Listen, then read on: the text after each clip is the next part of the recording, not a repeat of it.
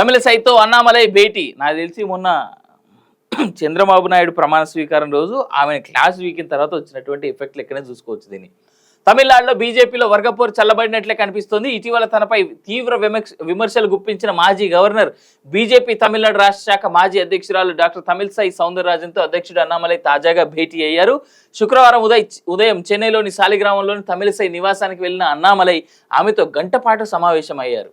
అనంతరం అన్నామలై తన ఎక్స్ పేజీలో ఒక సందేశం వెలువరించారు. అక్క, తమిళసైతో భేటీ కావడం నాకెంతో సంతోషంగా ఉంది అన్నారు.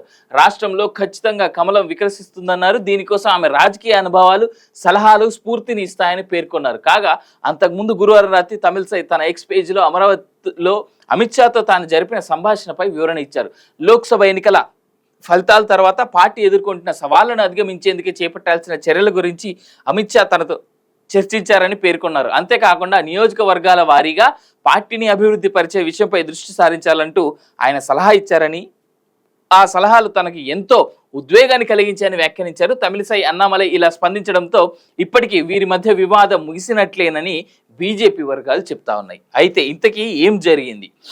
లోక్సభ ఎన్నికల తర్వాత బీజేపీ తమిళనాడు శాఖలో చిచ్చురేగింది. ఈ ఎన్నికల్లో పోటీ చేసిన బీజేపీ ప్రస్తుత అధ్యక్షుడు అన్నామలై, మాజీ అధ్యక్షులు తమిళసై, పోన్ రాధాకృష్ణన్, ఎల్ మురుగన్ తదితరులంతా ఓటమి చెందిన విషయం తెలిసిందే. దక్షిణ చెన్నై లోక్సభ నియోజకవర్గంలో పరాజయం పొందిన తమిళసై అన్నామలైపై తీవ్ర అసంతృప్తి వ్యక్తం చేశారు. ఆయన వ్యూహరచన సరిగ్గా లేదని, అన్నా డీఎంకేతో పొత్తు ఉంటే తమ పార్టీ విజయం సాధించేదన్నారు. అనేక మంది క్రిమినల్స్ ని అన్నామలై పార్టీలో చేర్చుకున్నారని, తాను అధ్యక్షురాలిగా ఉంటే వారిని దరి చేరనిచ్చేదాన్ని కాదంటూ వ్యాఖ్యానించారు. వీటన్నింటి నేపథ్యంలోనే అమిత్ షా తమిళసైని గత బుధవారం సీఎంగా చంద్రబాబు ప్రమాణ స్వీకారోత్సవం వేదికపై హెచ్చరించారు.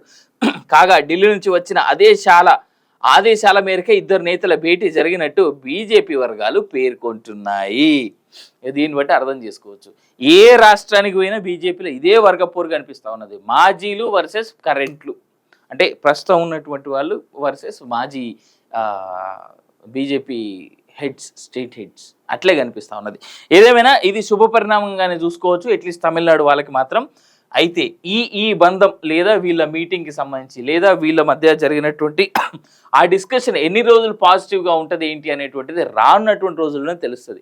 బట్ తమిళనాడులో ఏఐడిఎంకేతో నిజంగా వీళ్ళకి పొత్తుండుంటే గనక చాలా మంచి మార్పు అయితే చూస్తుండేటువంటి వాళ్ళు. అట్లీస్ట్ అసెంబ్లీ ఎలక్షన్స్లో అయినా వీళ్ళు కలిసి పొత్తు పెట్టుకొని ముందుకు పోవాలని మాత్రం ఏమంటారు, ఆ థాట్ని వెల్కమ్ చేయాల్సినటువంటి అవసరం అయితే ఉన్నదని నేను అనుకుంటున్నాను.